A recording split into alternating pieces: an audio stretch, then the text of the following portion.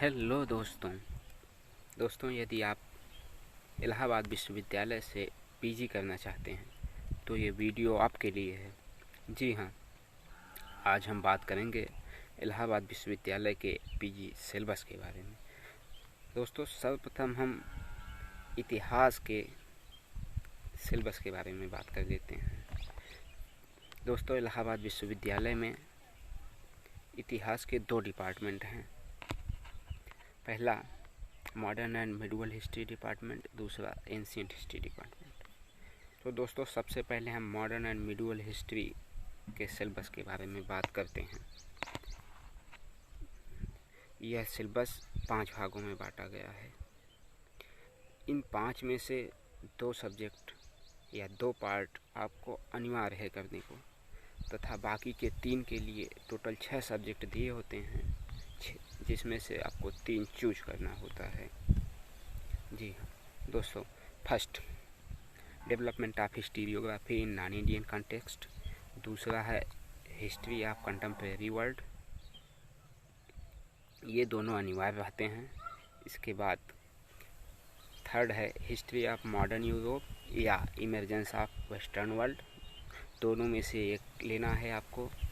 चौथा है history of south Asia या फिर हिस्ट्री ऑफ इंडियन डायस्पोरा, दोनों में से एक लेना है। तथा फिफ्थ है हिस्ट्री ऑफ यूएसए या फिर एक कल्चरल हिस्ट्री ऑफ ग्लोबलाइजेशन, इनमें से एक लेना होता है। दोस्तों, एक एक करके हम सभी पार्ट्स को देखेंगे। तो शुरू करते हैं। सबसे पहले हम बात करेंगे development of historiography in non Indian context, जो कि एक अनिवार्य पार्ट है, सभी को लेना होता है। दोस्तों, development of historiography in non Indian context को 5 यूनिट्स में बांटा गया है और सभी यूनिट्स की 2-2 सभी यूनिट हैं। जैसा कि आप देख रहे हैं स्क्रीन पर, हिस्टोरियोग्राफी के अंतर्गत यूनिट फर्स्ट है फिलॉसफी ऑफ यूनिट, जिसके अंतर्गत डेफिनेशन ऑफ यूनिट्स व history and it's relation with other branches of knowledge है। यूनिट 2 है evolution of non Indian historiography through edges, ancient too early modern, जिसके अंतर्गत अर्लियर ट्रेडिशन ऑफ यूरोप व developments during the renaissance, reformation, enlightenment and romanticism, only chief features, मुख्य बातें ही इसकी पढ़नी है आपको।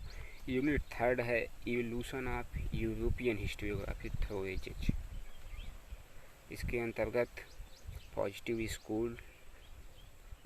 स्कूल है व अदर चीफ फीचर्स हैं। यूनिट 4 है evolution of historiography through ages, part 2 है।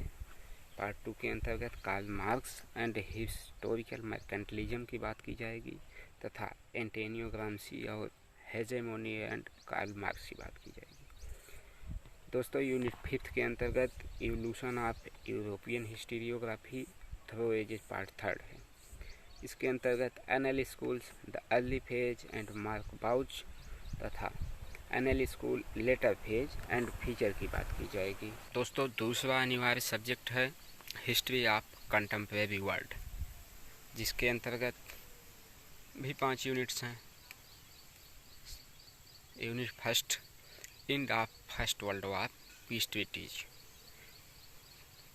तथा the league of nation and its failure only, केवल इसकी असफलताओं को ही पढ़ना है। यूनिट 2 है रशिया आफ्टर बोल्शेविक रेवोल्यूशन तथा लेनिन्स न्यू इकोनॉमिक पॉलिसी तथा political and economic developments in Soviet union under Stalin. Stalin के अंतर्गत राजनीतिक व इकोनॉमिक विकास के बारे में बताना है आपको।